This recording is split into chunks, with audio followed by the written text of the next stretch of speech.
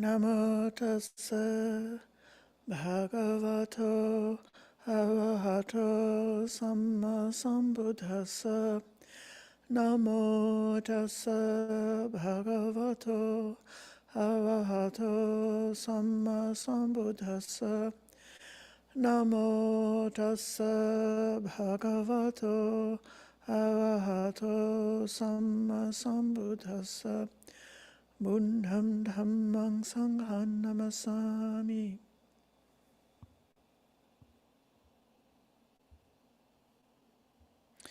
Greetings, dear friend. It's Sunday morning at the Dhammadarani Monastery here in California. This is a time for meditating together. And following meditation, we'll have a little time for questions and discussion.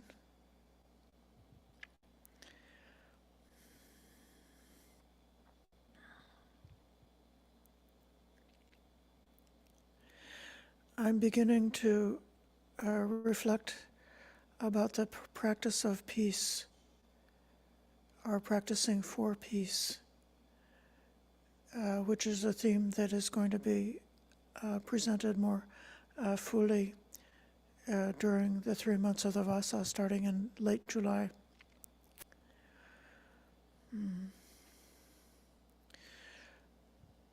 One aspect of obtaining and protecting a peaceful heart is an idea. It's stated in a couple of different places in the suttas. The instruction was to meditate like the earth.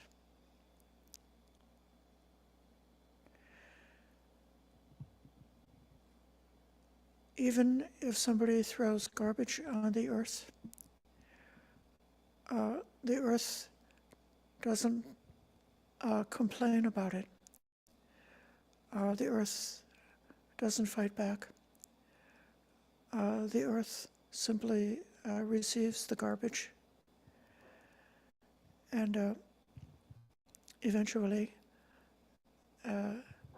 garbage decomposes and goes back to dust and becomes part of earth.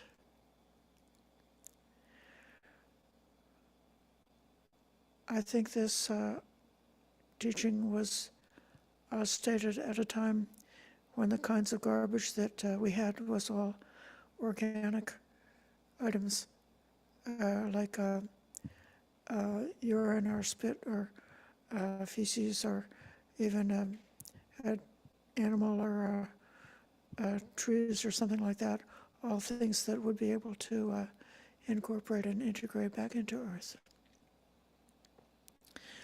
So when you meditate like earth,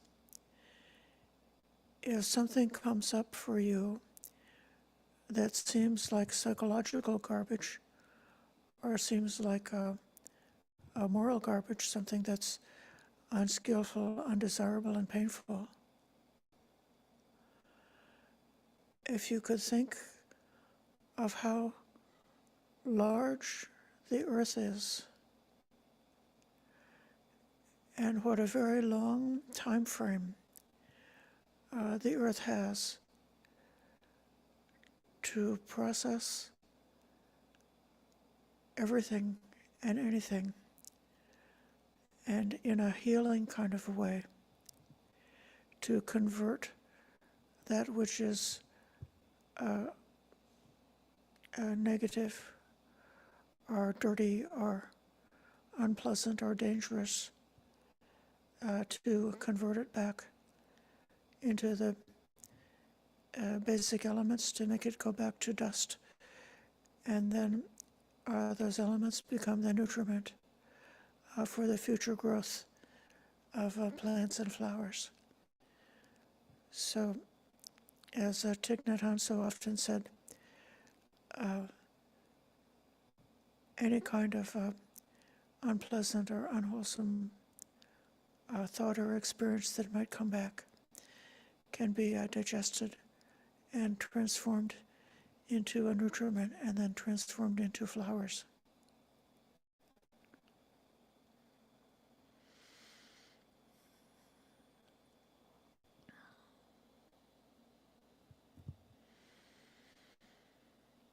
So with that preliminary idea, I'd like to invite all of us to come into a meditation posture, as arranging oneself on the seat or the cushion.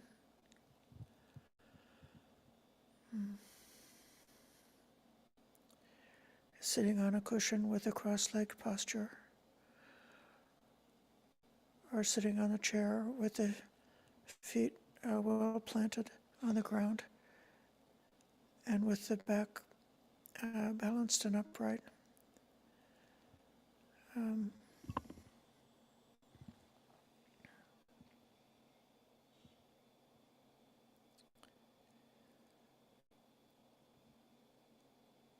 Not rigid like a ruler, but with a slight curve at the small of the back. So then the backbone is holding the body up in a gentle, a slight S curve. And the body is balanced, so it doesn't require effort to keep it upright, or almost no effort. Just aware of that balance.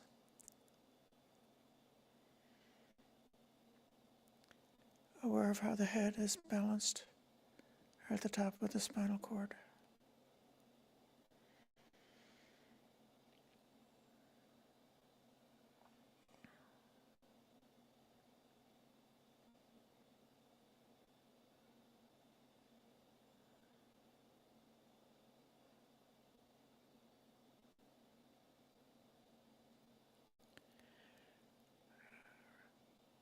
Without giving up that upright posture, letting the soft parts of the body relax, letting the face relax, dropping the shoulders,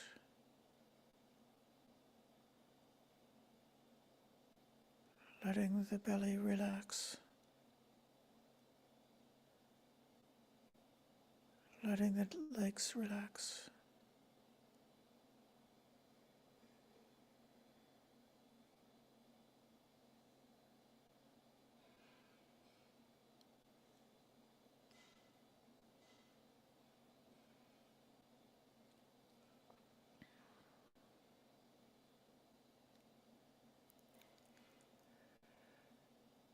If there's any aches and pains in the body,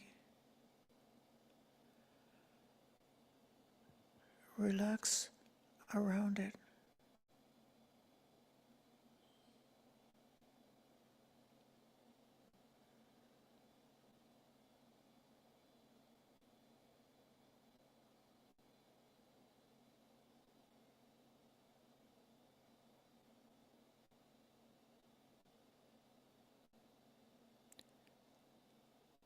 Letting the body be still.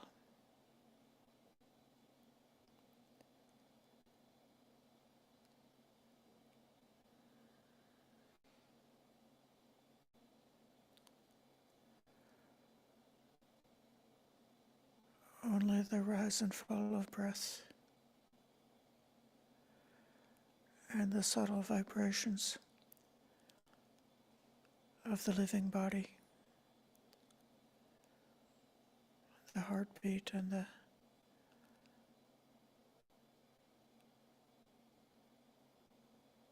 energy aspect of sensations.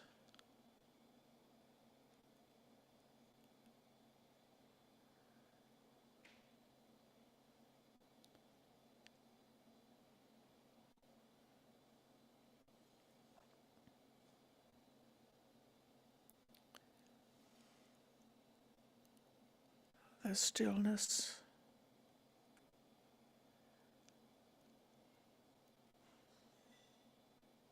and solid, upright aspect of the body is like the earth element.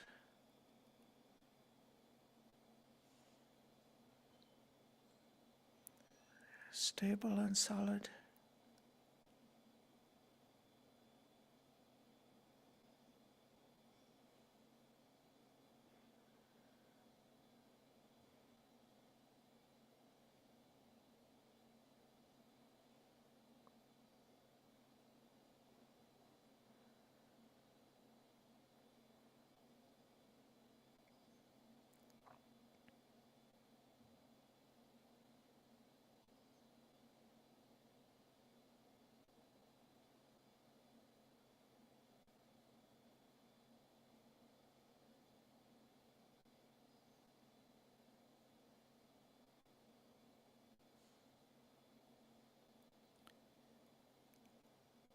The hard parts of the body,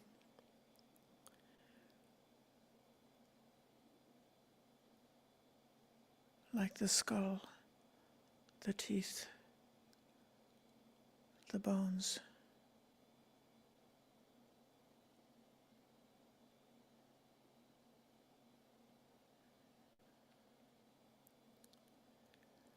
Similar to the hard things outside, like the floor or the ground.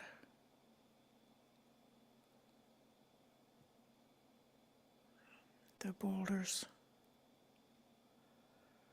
the Rocky Mountains.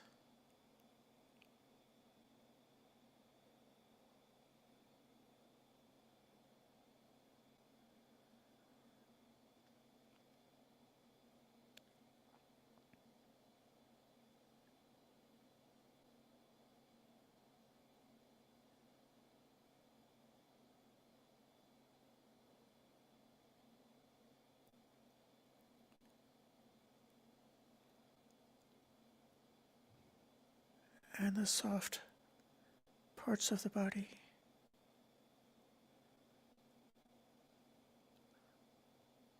like the muscles,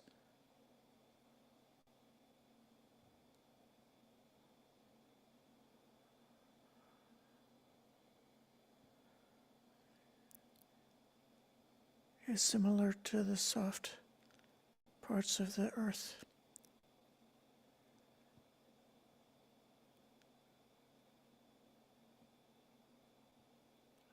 Like the soil.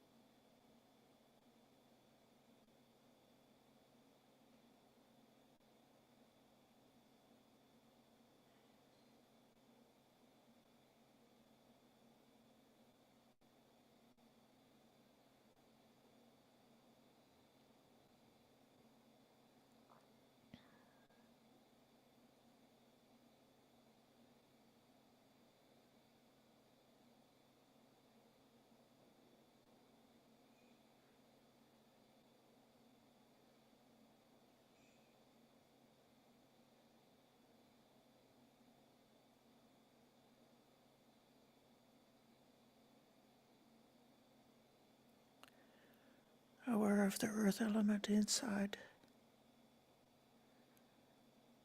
and the earth element outside.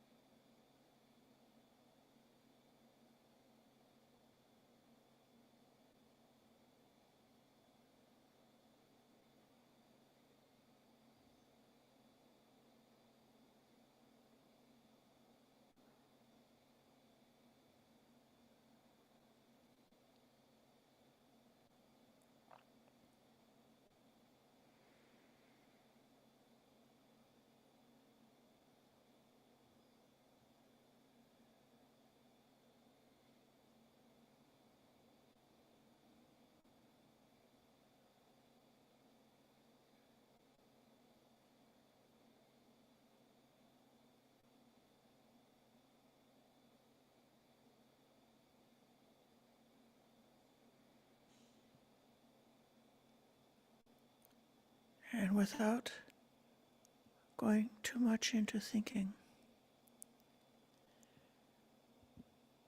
bringing up the thought of compassion.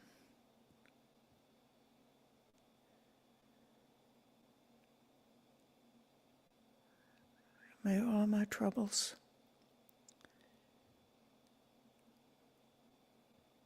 be absorbed into the earth and become peaceful.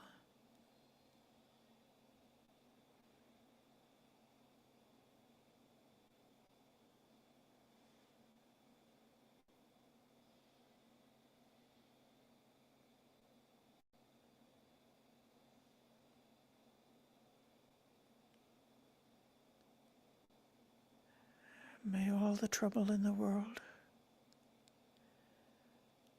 be absorbed into the earth element and become peaceful.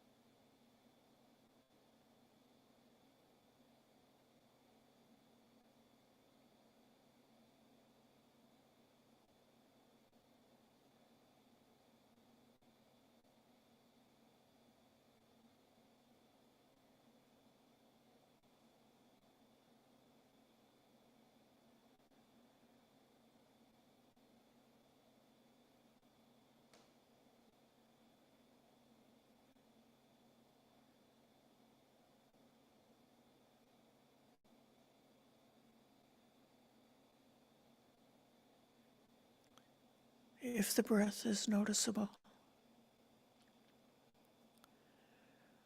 the movement of breath is the air element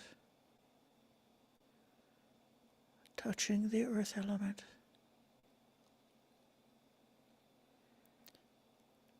Aware of breath, breathing in, breathing out,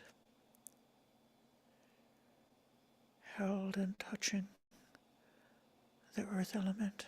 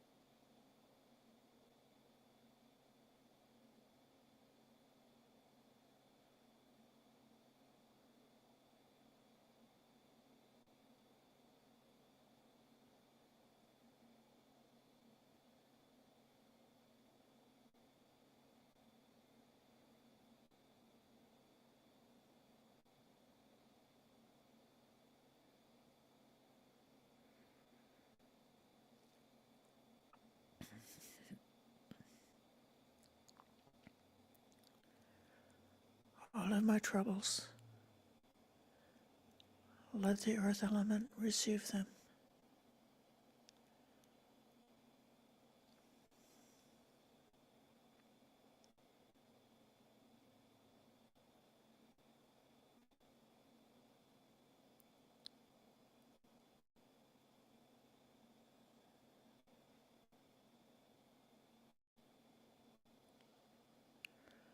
All of the troubles in the world. Let the earth element receive them.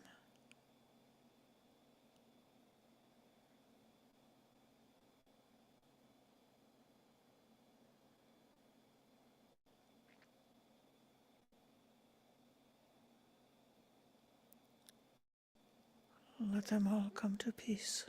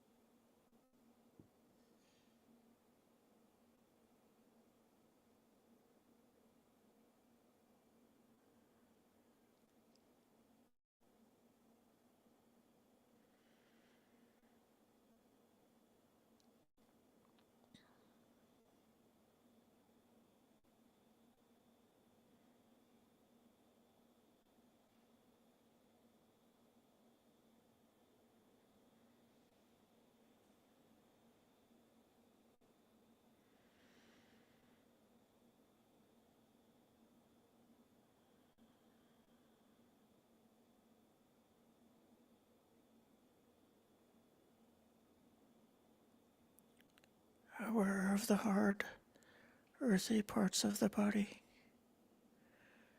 as solid as a mountain, unshakable.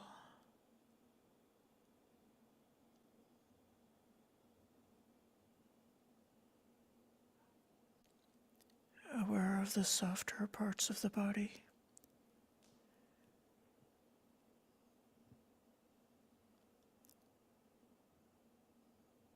as soft as a newly plowed field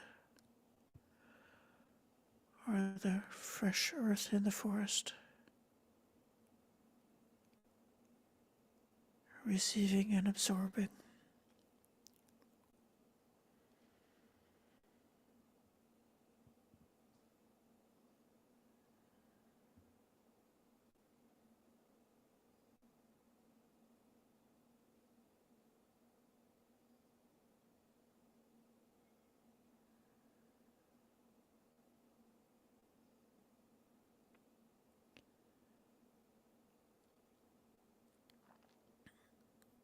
Aware of the upright posture of the body,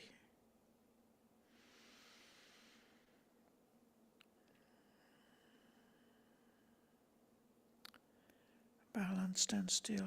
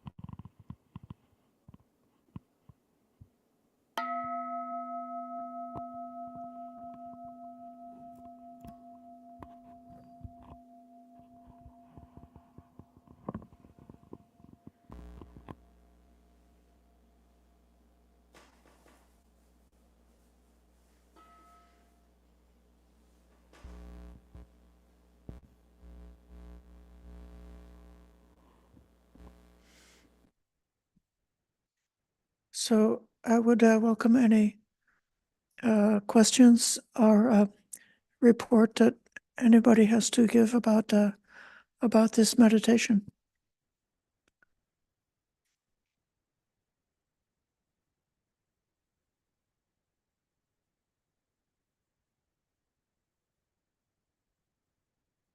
Okay, Flo. Um, Recently I've been out protesting for a ceasefire, and I've been having a lot of grief and anger. Um, I found this practice was really helpful, but I'm wondering if you have any additional or specific guidance for managing those emotions. Right. Actually, this practice is so unbelievably radical. Exactly because of the challenge, like what you're speaking about.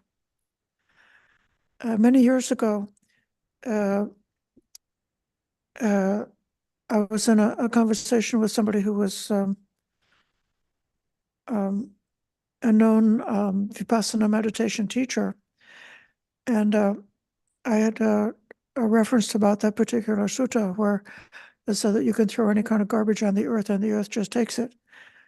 Um, and the teacher was saying, well, I can do that up to a point, but after up to a certain point, I'll be like the earth and I'll say, no, thank you. I'm not taking your garbage anymore.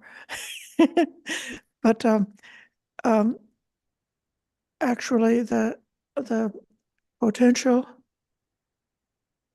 of humanity for evil acts of cruelty is almost, well, it's not infinite, but it's very great. And you could say samsara is endless. And so there's this endless stream of this potential for the unskillful, unwholesome acts of humanity. And so then, even while speaking up for peace, even while making the decision about non-killing, about protecting life, and speaking up on behalf of life, there is another way in which we have to accept this reality of the capacity of humans for what's unskillful.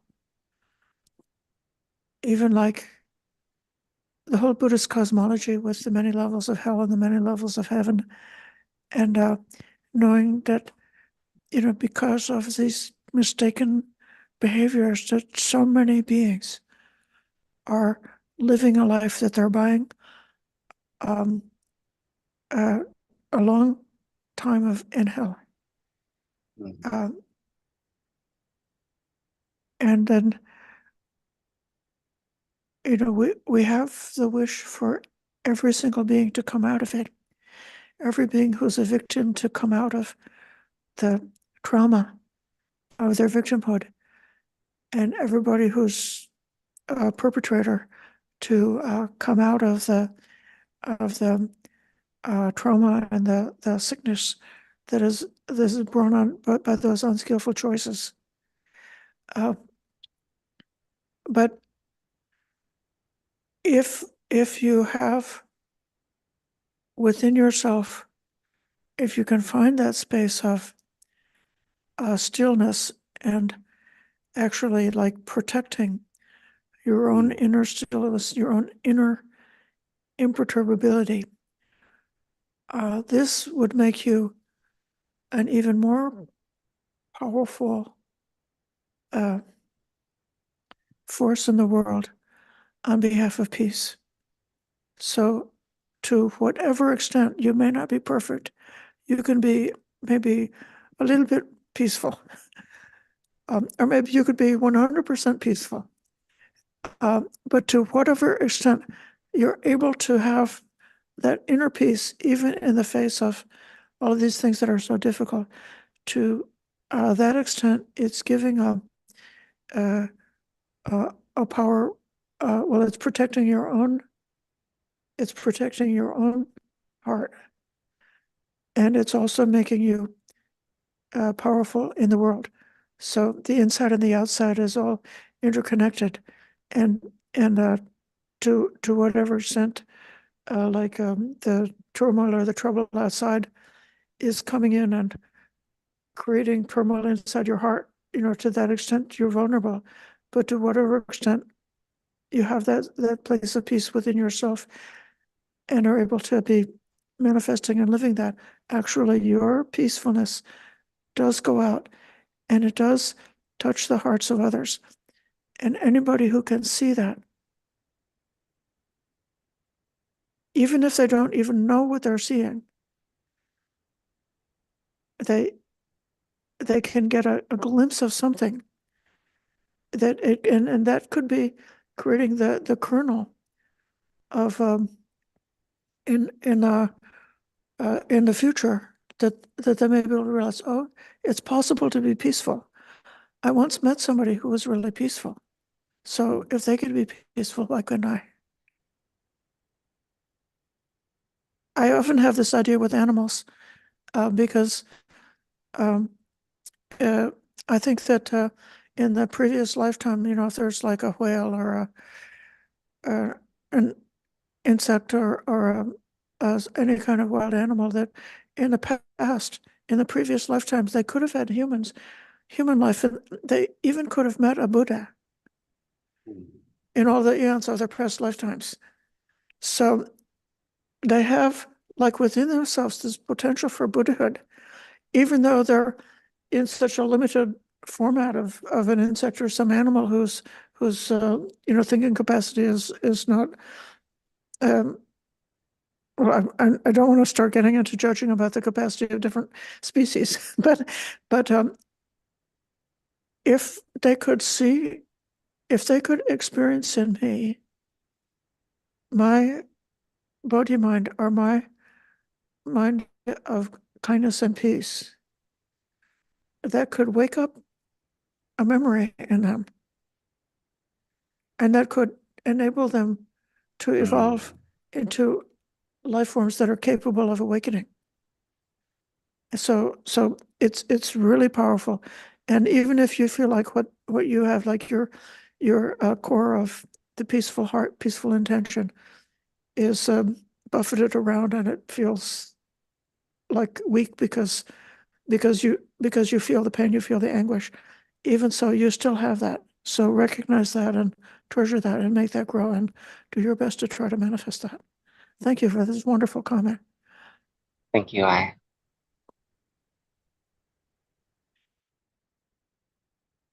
Alkalan Chintana. Good morning, Ayya. I have a practical question about becoming part of the earth again, elements breaking up and going into the earth. When we are buried, we put all these chemicals in our bodies, and then we surround ourselves in a casket, and we don't allow that to happen, it seems. And I personally don't want that to happen to me. And I was wondering, what can I do to make sure that I just become elements again? Thank you.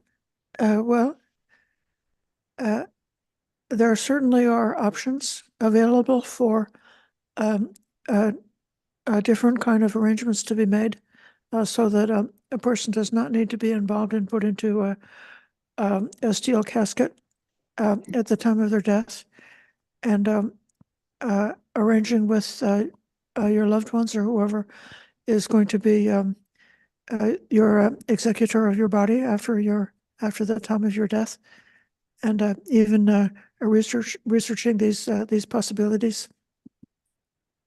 Um, uh, I and having that good intention, and causing the disposing of the body to be done in a way which is with an eye towards a kindness to the world, in terms of what happens to our body after we're gone, is certainly a virtuous thing to do. I can't tell you more about it because I'm not really fully aware in all the different states.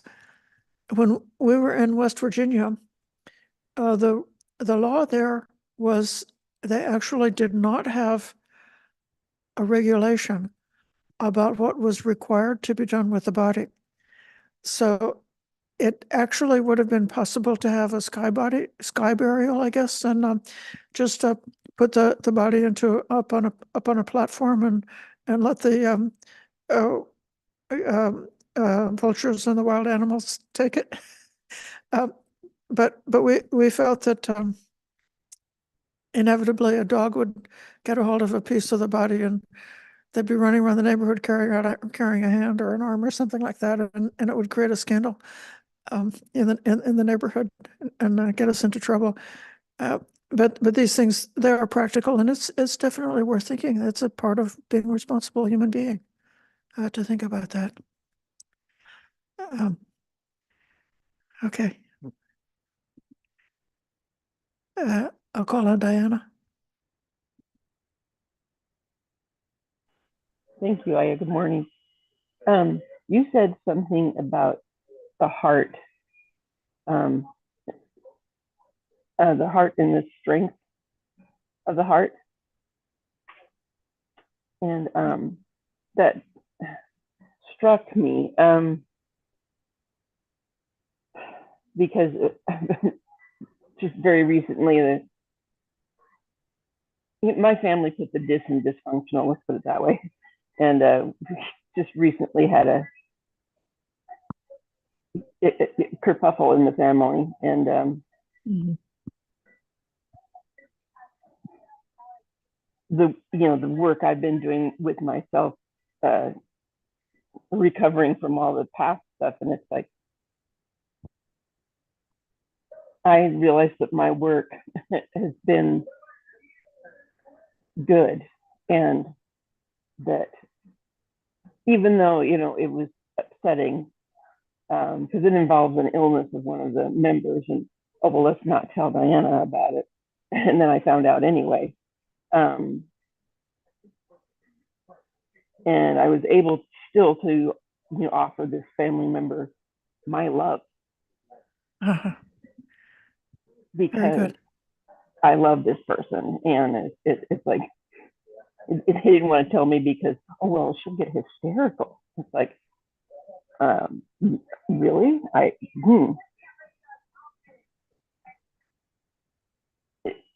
just when you said that, I went, huh. This part of me just went, yes. And then what you were saying to Flo, and Flo, bless you for your protest. And what Ayya said to you, come to and find your peace, heal your anger, because it's the same. It's the same when you're at peace, it flows from you like ripples on a pond, and you will send peace to those people. You see what I'm saying? If you picture it as ripples on the pond, and it'd be like me calling my cousin and saying, I love you. And I'm not able to look in your eyes right now and say, I love you. I love you. And that strength in your heart is, you do have a very strong heart. And thank you, Ayya, for saying that, because it really hit home. And just thank you. I guess I don't know what else to say. It just was, it was a wow. Yeah. It wasn't just an aha moment. It was a wow aha. Yeah. Our liberation really arises from our failures. And those of us who have in the past been really powerfully buffeted by all kinds of uh, anguish, um, anger, upset, distress, sorrow, and tragedy, to the whatever extent we were able to live through that, to bear up to those experiences, and then to discover that those experiences are not infinite, that they do come to an end, and that we can come to that place of peace and kindness, and that peace and kindness is able to, in a way, sort of like engulf and neutralize those past experiences. Then we have a kind of a moral authority. If you would imagine that there was such a thing as a person who never had any trouble, who never experienced anguish or things that were really enraging and terrible. I don't know if there's such a person, but if there was such a person, that would be someone who's kind of like weak and spoiled, and who doesn't necessarily know how to uh, cope with challenges and is not having the opportunity to discover their place of inner peace, which is actually can be what they call in Buddhism, they call imperturbable. So when you really get there, then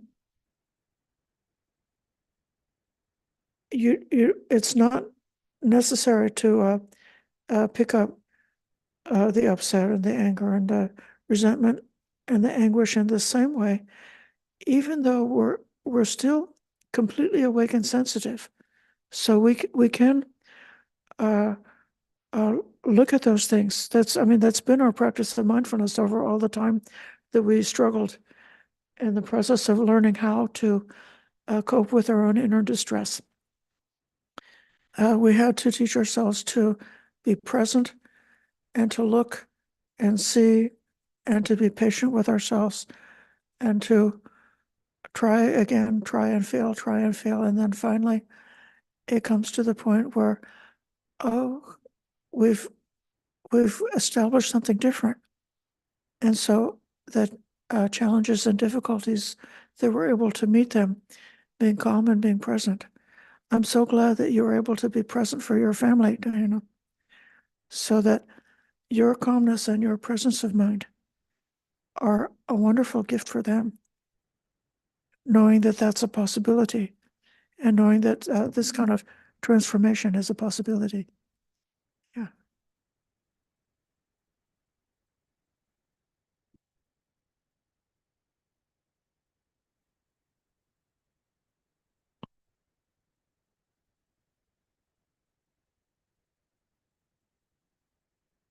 Well, thank you for this very perfect meditation program today.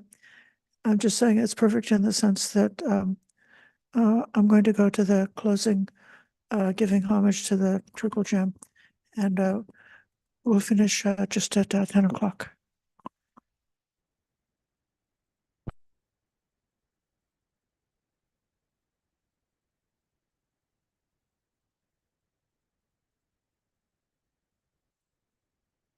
The Lord, the perfectly enlightened and blessed one, I render homage to the Buddha, the blessed one. The teachings so completely explained by him, I bow to the Dhamma. The Blessed One's disciples who have practiced well, I bow to the Sangha.